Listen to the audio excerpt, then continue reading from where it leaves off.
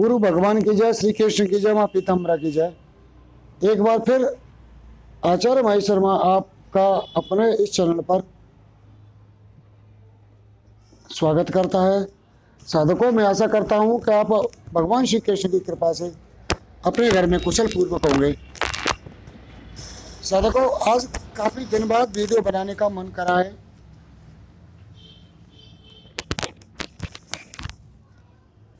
क्योंकि साधकों परिस्थितियाँ ऐसी विकट हो जाती हैं कि वीडियो बनाने के लिए समय नहीं मिलता है। आज से 3 दिन पहले मेरी बहन का देहांत हो गया था, तो साधकों मानसिक स्थिति बिगड़ गई मेरी। आप समझते हो, एक बहन हो, भाई की बहन हो और छोटे छोटे बच्चों को छोड़ के जाए तो साधकों बड़ा दुख होता है।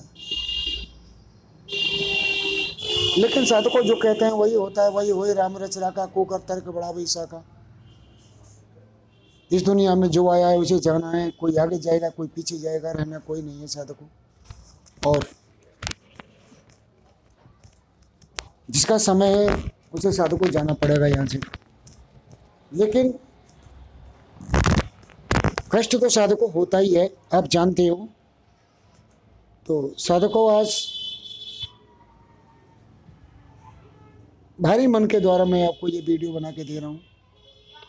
हो सकता है 2-4 दिन वीडियो बनाने का मुझे टाइम न मिला साधकों।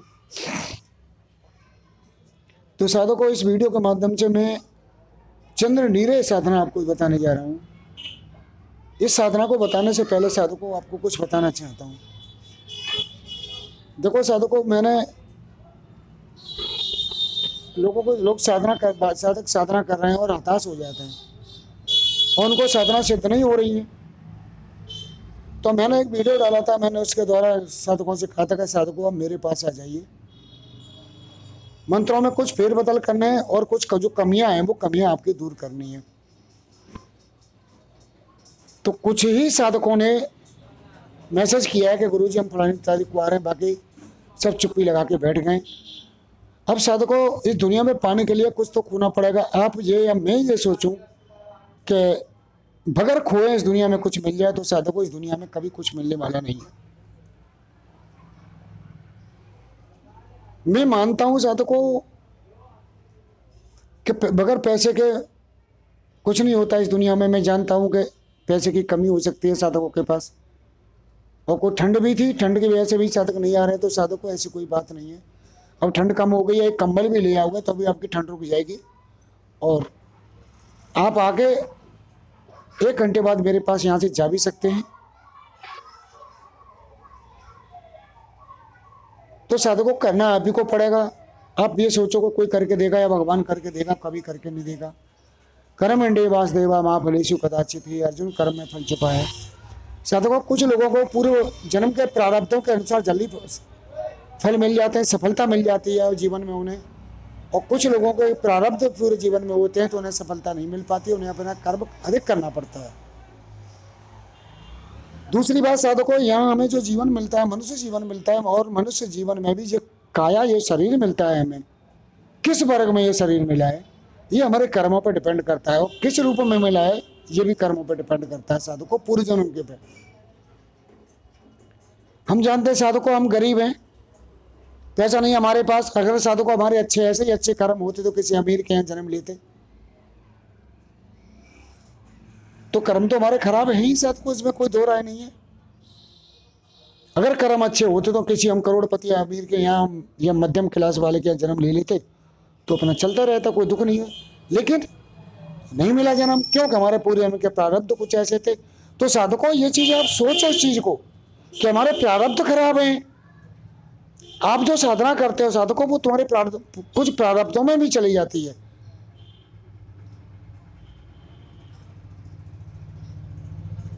और साधक क्या करते हैं कि साधना को छोड़ के भाग जाते हैं। तो चलो ये बात हो गई। अब इस चंद्र नीरज देवी की साधना बताता हूँ साधकों। मैं पहले बता दूं कि इसका स्थान जो है चंद्रमा पे है साधकों, और इसकी क्रांति जो है बिल्कुल चंद्रमा के समान, धवल चंद्रमा के समान होती है। वैसे तो साधकों जितनी भी अप्सरा हैं, यक्षिणी किन्नरियाँ हैं, इनकी सभी की क्रांति बिल्कुल चंद्रमा के समान होती है, उज्जवल होती है। एक बात और साधकों में इस वीडियो के माध्यम से कहना चाहूँ, कई साधकों ने मुझे प्रश्न किया है कि जिनकी पत्नियां होती हैं वो साधक साधना करते हैं तो उनकी पत्नियां मर जाती हैं। तो मैं उनसे पूछना चाहता हूँ, भाई कितने लोगों ने साधना सिद्ध कर ली है? कितने लोगों ने यक्षिणी की, अप्सराएं, किन्नरियां की, उनकी पत्नियां मर गई? अगर एक बंदा भी मुझे दिखा दो कि इस आदमी की इसने साधना की और उसे साधना सिद्ध हो गई और इसकी पत्नी मर गई, तो साधकों में उनकी बातों को मानने तैयार बैठा हूँ। ये साधकों, ये सब बातें चंडू खाने की खबर होती हैं। लोग अपने मुंह से जितनी ही बातें करते हैं, और यूट्यूब पे तो इतने बाबा घंटा ला के बैठ गए कि वो उन्होंने ABCD भी नहीं पढ़ी और वो दीक्षा दे रहे हैं। तो क्या कर सकते हो साधकों आप? जिसकी जैसी नियति है वो ऐसा ही करेगा साधकों, वो ऐसा ही करने के लिए आया है और वो ऐसा ही करेगा। आप कुछ नहीं कर सकते क्योंकि उसकी प्रवृत्ति ही ऐसी है। तो साधकों में बताना चाहूँगा इस वीडियो के माध्यम से कि जो भी साधक साधना करते हैं, उनकी जिनकी पत्नियां हैं, न उनकी पत्नियां मरती हैं, न अप्सराएं एक वीडियो में और बता चुका हूँ। उल्टा उनकी पत्नियां अगर रोग होगा तो निरोग हो जाएंगी, इतनी सुंदर हो जाएंगी साधकों को, आपको लगेगा कि ये शायद ही दूसरे लोग से आई है। ऐसा नहीं होता है साधक। कई साधकों ने की है, वो कर भी रहे हैं, आज तक कोई ऐसा कोई साइड इफेक्ट नहीं है। हाँ, अगर तुम तामसिक प्रवृत्ति की साधना करते हो साधकों, या तामसिक विधि के द्वारा करते हो, तो ऐसा हो सकता है। मैं स्पष्ट नहीं कह सकता क्योंकि मैंने कभी उन्हें किया नहीं और न मैंने अभी उन्हें जाना नहीं साधकों, और न जाने की चेष्टा की, तो हो सकता है ऐसा कुछ हो। बहरहाल मेरी जो पद्धति है साधना करने की, उस पद्धति में साधकों ऐसा कुछ नहीं होता। और फिर और दूसरी बात साधकों, मेरी जो साधना पद्धति है उसमें आपने देखा होगा कि 3 योगों का मिश्रण योग है। वो एक भक्ति योग, ब्रह्म योग, दूसरा क्रिया योग, तीसरी साधना योग। मैं बार बार कहता हूं, तुम आप अपने पे ले ही मत, करने वाले आप, कराने वाले आप, मैं तो प्रभु निमित्त मात्र हूं, जाने वाले आप, आने वाले आप।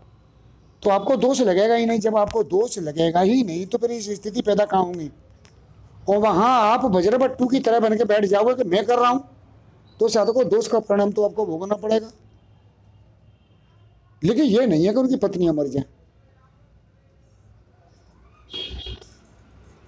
क्रिया योग भी बताता हूं, 10-15 मिनट का साधना के बाद क्रिया योग करो, ध्यान योग करो।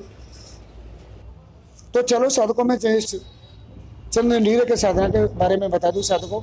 यह साधना केवल आपको माता के रूप में सिद्ध होगी साधकों, और ये एकांत कमरे में, जंगल में या मंदिर में यह साधना सिद्ध होगी।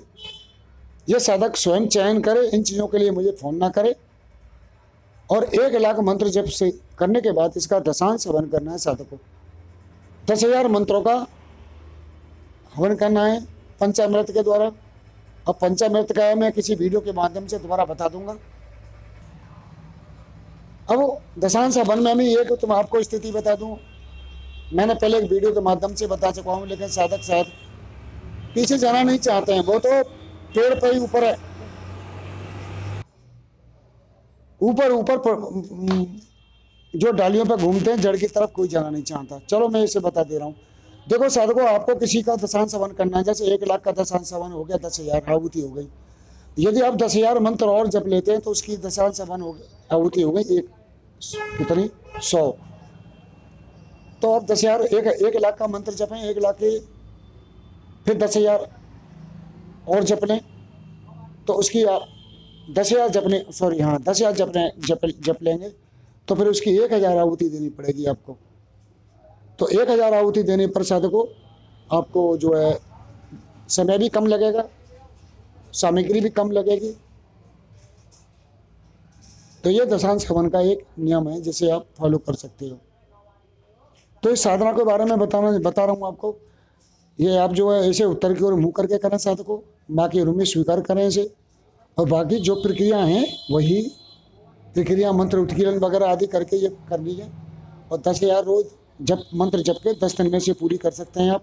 और कोई साधक अगर 10,000 नहीं कर सकता है तो उसे आगे बढ़ा सकता है। बहरहाल ये 10,000 मंत्र जपने, 1,00,000 मंत्र जपने के बाद इसकी जो है आप दशांश हवन की आहुति करो दोगे, उसी दिन रात को ये देवी प्रकट हो जाएंगी और ये जो है आपको 1,000 स्वर्ण मुद्रा रोज नित्य देंगे साधकों।